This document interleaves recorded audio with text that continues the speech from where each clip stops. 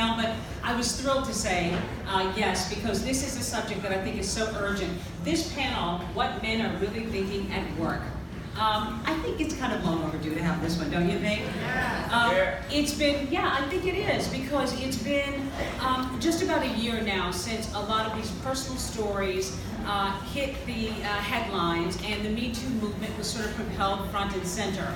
And there's been a lot of talk and a lot of emotional discussion, of course, and I think almost all of us, or most all of us in this room would agree, it's been a good thing for women to be out and assert themselves and tell their stories and embrace this new opportunity to hold people, men in particular, accountable for abusive behavior, abusive power, and certainly sexual misconduct.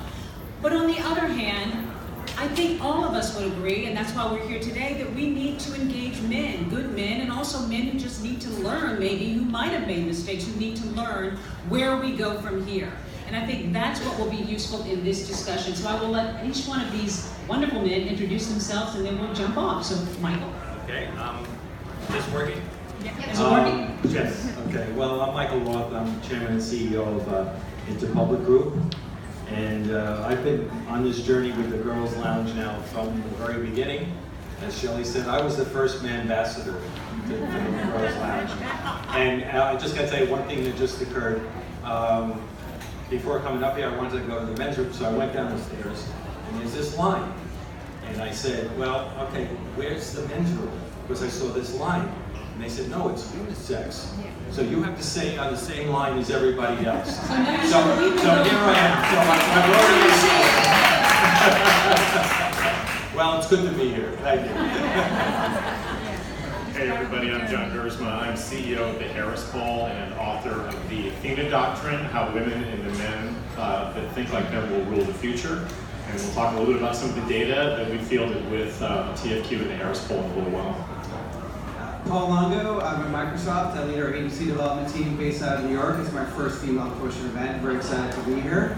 And I'm part of our Embrace program at Microsoft, which embraces and creates safe space and conversation spaces across multiple dimensions of diversity.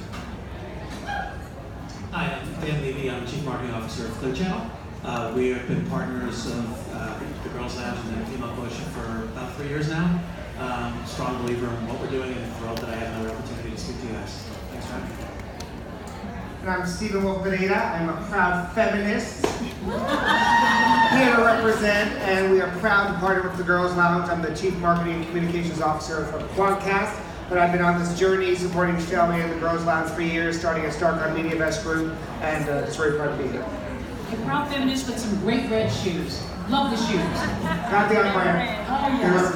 Absolutely. So let's get started here. I have had the opportunity at ABC News to do some reporting on the Me Too movement, what men and women are thinking. I had an idea a few months ago that, of course, we've been hearing a lot from women, and I think a lot of us know the emotions and in some cases the anger that a lot of women are feeling. But what are men really thinking?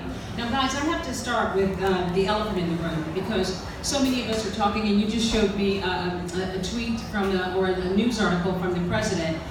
There has been so much talk, of course, this last week with the Kavanaugh hearings, and we're not going to get political here, but there's been a lot of talk from the Kavanaugh hearings and a lot of articles being written about white male privilege, what that means, and also the misunderstanding that men might have about women and sexual assault just in general and how much it occurs.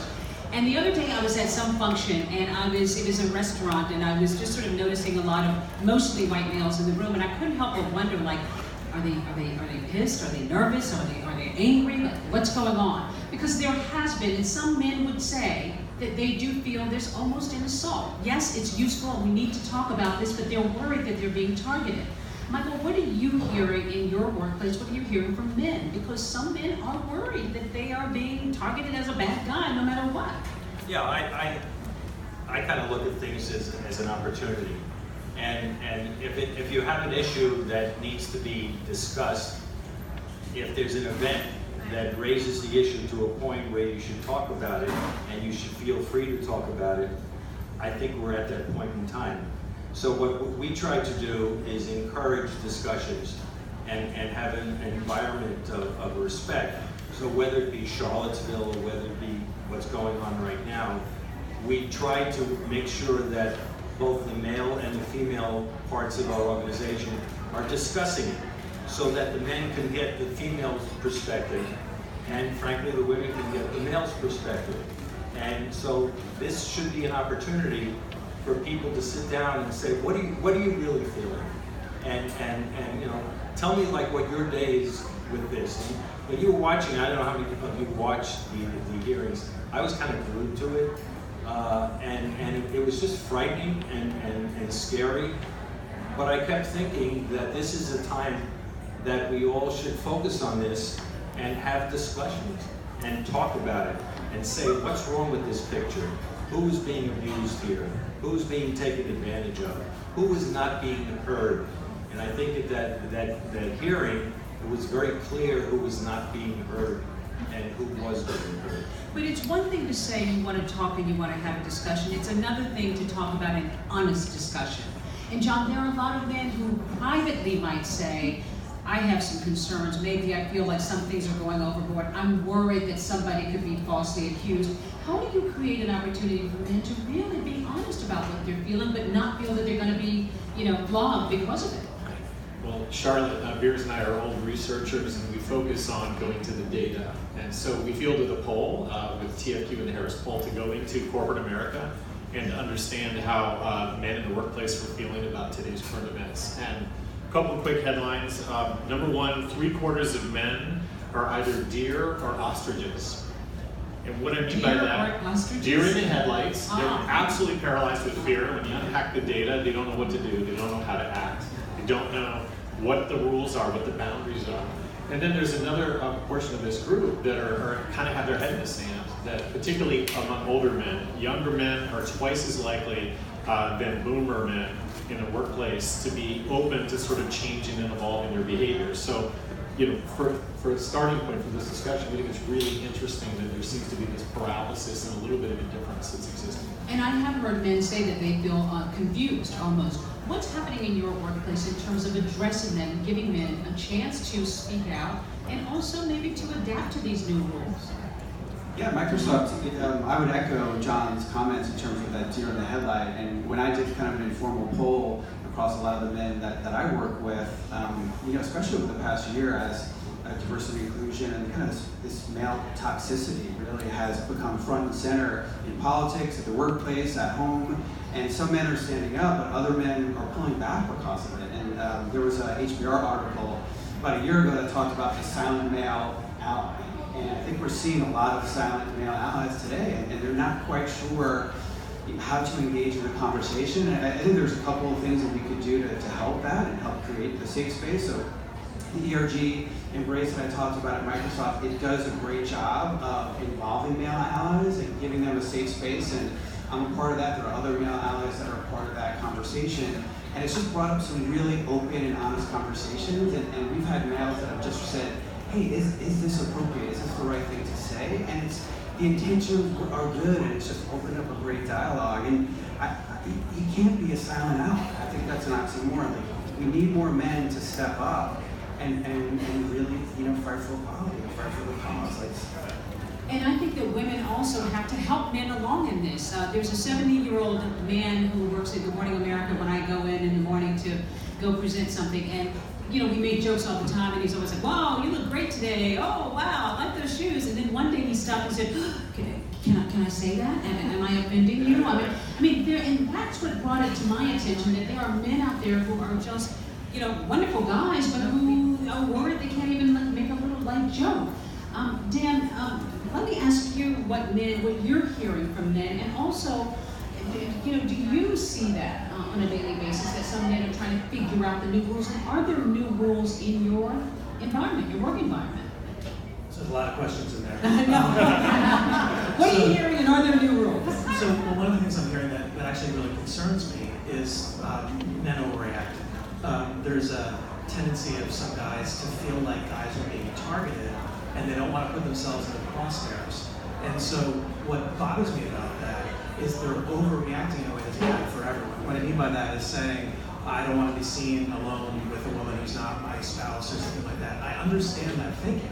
I just think the behavior is wrong, because if what we're trying to do is create an environment of equality and get rid of bias, that's unintentionally creating even more bias, and it's minimizing the opportunities for women because they're not going to have the same opportunities that a guy would if they're sitting across the table from someone. And so, to me, I think that overreaction is the biggest risk of this. Look, there certainly are cavemen who are doing things that are just awful and they shouldn't stop and go away. And there probably are women who are seeing an opportunity to be manipulative. And they are absolutely the outliers. I think what we need to be doing is thinking about the fact that the issues that we're talking about now have been simmering for a very long time. And they've been simmering with half the population. Now what's happening is the other people are being confronted with it and don't know what to do. And so I think what we need to do, what I do, is just try and create an open environment and be able to treat everyone the way that they should be treated. In other words, if you treat someone as a person, this isn't an issue, right? If it's really truly how you run your team, you run your group, deal with people, you're dealing with them as individuals, not as genders, not as colors. But a lot of people haven't had a great experience in doing that because of a lot of the gender roles that have been assigned. Stephen, you're thinking, and what have you seen? What have you tried to foster in your environment to create more of conversation? I think men need to stop being wusses. I think this is a lot of bullshit, because if you think about this, this is about treating people with respect. This is about the work. And in business, how can you bring all this other noise around into the workplace where if men aren't taking accountability for their actions, why are we now starting to over-index and baby them? I mean, I think there's a famous quote that if a man stood in the shoes, or lived the life of a woman for one day, like their head would explode, right? I mean, I come from a family of very strong, loud, dominant Latina women, okay? So I've been schooled from a little kid on how do you actually behave, how do you actually treat everyone with respect. And I don't know why this is so hard. You know, men should realize that they are the problem here, right? Women or people of color, the things that they have to go through every single day, there's no way that, kind of a privileged white male would ever experience any of that. And I think what you're seeing now is this wake-up call where you have the browning of America, where you actually see women being vocal, Me Too, Black Lives Matter, all these things are happening, and people are like, wow, people are actually sharing their voice. So I'm interested in, as an executive, as a leader, I want to make sure that my job is to be a sponsor of women and people of color in the workplace. Obviously, men that are in the workplace as well. I think we have to over-index a little bit to really shine a light on how can we be the champions. How do you actually ask the questions, hey, we're going to promote someone. Do we have a slate that is actually just, and we have all the right people in terms of kind of the work profile, but let's make sure that it's a diverse slate. Let's make sure that you're actually having kind of equal pay. Like all these issues, men are the ones that are usually in the position of power. It's up to us to start to step up and ask those questions. Michael, you want to jump in there? Yeah, look, I think all these issues are real, and it starts with the culture of the corporation or the company that you're associated with. If the tone from the top is correct, then people will feel more comfortable about opening a dialogue on issues. So what we've started to do is have training, if you will, in terms of how you sit down with someone and really understand what issues they're having. And just talk. It's not a salary review, it's not a performance review, it's just sit down and talk and what's on your mind. And the amazing stories that we hear from that are, things like, I'm nervous when I'm home until my child comes home because I'm afraid I live in a neighborhood and he is going to be stopped by the police and challenged as to why are you in this neighborhood? Somebody of color would bring that up. And you would sit back and say, really? This is how you really learn and understand what others are thinking about. And these are real issues that they're facing. So we have to encourage those kind of dialogues. So where people who are in positions of responsible leadership react, listen, and do something about it. And as a company, we have to set that as an example. And as a practical matter, we are getting many more accusations at the company right now. And we have accusations of misbehavior. Misbehavior. And we have a zero tolerance. And what's fascinating now is, there are the obvious cases where as soon as we find out about it and we can basically prove that it occurred, those individuals are dismissed. no question what level they're at, what their responsibilities are, and that sent a very strong tone within our organization that zero tolerance is zero tolerance. And then what happens, then you start getting other levels of accusations, and there are gray areas in terms of whether it's appropriate or not.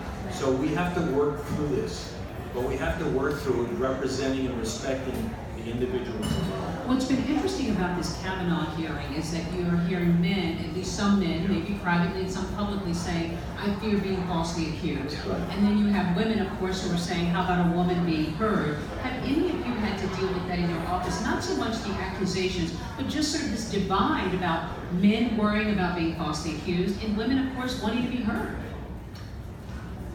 I think we've seen men feeling a little uncomfortable. So when I talk to men, it wasn't necessarily like, hey, I feel threatened, or like some of the comments, it's a scary time to be a man today, which I think is just ludicrous, right? I mean, it's been a scary time to be a woman forever, right? So I think men Yes, feel you're right.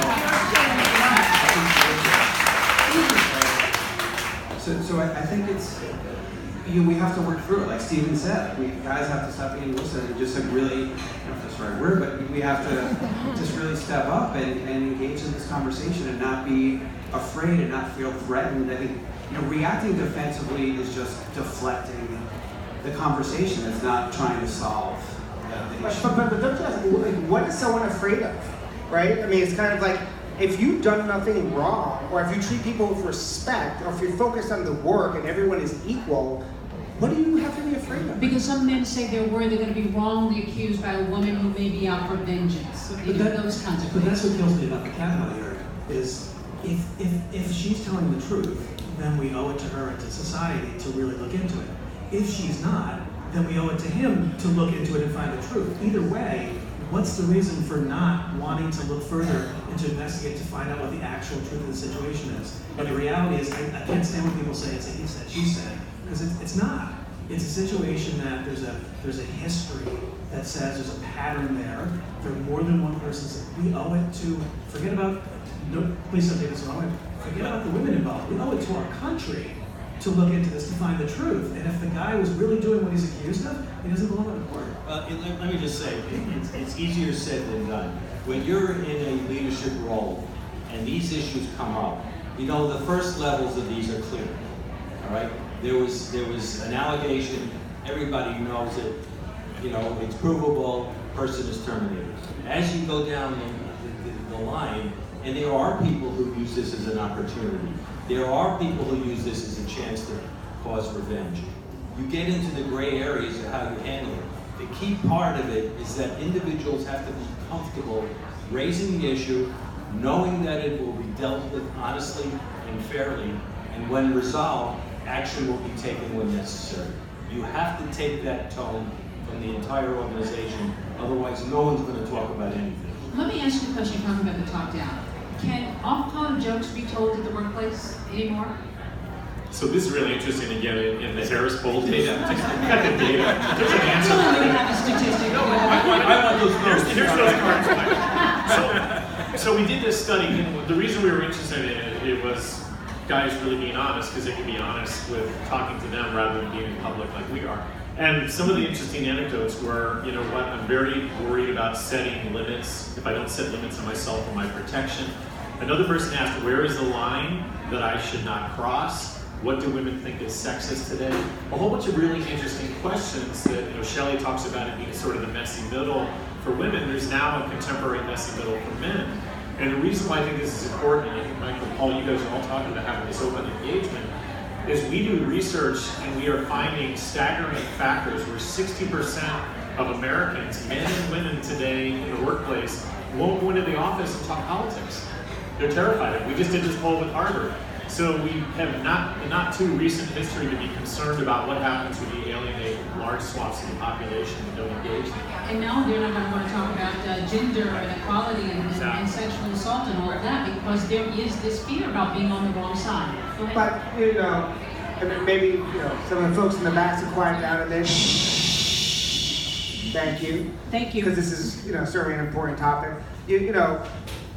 I oversee communications. I have some of my, communications team here. Lainey's over here representing North American Communications on Team Quadcast. Shout You know, the reality is, a great rule of thumb for communications is you never want to see it on the front page of the New York Times, Wall Street Journal. So if it's an all-color joke, like, why are you saying that joke in the first place? Like, this is where we have to kind of check ourselves. And what, you know, would you say this in front of your mother? Would you say this in front of your grandmother or your father? Like, I feel like there's a common sense approach to these things, but this is only one dimension of it. I'm really interested in the power dimension to this. I think the pay conversation doesn't get discussed, right? And so what is it? You know, 72 cents for every dollar. You know, 72 cents for a woman versus a man, and then for a black woman or a Latino woman, it's even less. You know, that conversation doesn't get, you know, as discussed, as well as the power dimension. You know, I'm in Silicon Valley. There are no women in, you know, leadership positions. I mean, very few women in leadership positions. There's more CEOs named John than there are female CEOs. Absolutely. So, you know, we know these stats. Isn't this a leadership issue? If you have more women in leadership positions, will we still have this conversation? I know some woman in this room who said she thinks that women should go to the store and offer to pay only 80 cents on the dollar when she's buying something. John Morgan over here came up with that idea. That's a very good point, though. It is a leadership. We're just about out of time, and I knew it was going to be hard to cover so much.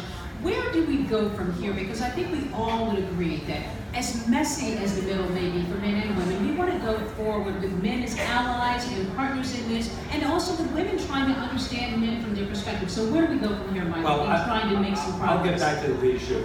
We just did, Weber Sharon just did a study that companies that have a CEO or a leader that's an activist have better results in terms of performance, individual employee satisfaction. Because you're looking to that Because leader. they're looking to take a stand on certain issues and not be afraid. So if the leadership of the company can take a position on issues, then they feel more comfortable coming forward with issues that they have. So I think it has to come from the top. I think a company is entitled to have feelings towards certain issues and really project those issues and where we stand on it. I don't think we can just we can't comment because it's not political to comment on it. Whether it's Charlottesville, whether it's the elections, we had phone calls with our people that we had psychologists on the phone. We had lawyers on the DACA issue on the phone. So people can talk and feel free and know that the company is standing behind them in terms of their issues. Before we go, any polling that shows whether or not men and women are sort of coming together in their thinking on this, or are we still sort of a little bit apart in terms of fear and passion? We're apart right now, but I think this is the opportunity that all these guys are talking about. I think, how do you reinvent HR to be the innovation of the 21st century? If you start to think about what HR could be, if you start to address pay inequality, if you start focusing on bringing whole selves to work, as was talked about in the prior panel, all those things create a culture that people want to work at. It attracts talent, it's going to inspire future pipeline for innovation, it's going to create creativity in ad agencies. All those things are going to drive our economy forward. But that's the thing that hasn't really been focused on, is how do you think about those as innovation? That and conversation, and I think more than anything else, conversation. I think people being afraid to address something is just going to make it all very difficult. So when we all sit down and we talk to each other, men and women, and we're honest with each other because we want to learn what the other might be thinking, as you said, to sort of stand in their shoes, I think it will make a great difference. So thank you all so very much for this panel. And yes, one last word. One last word.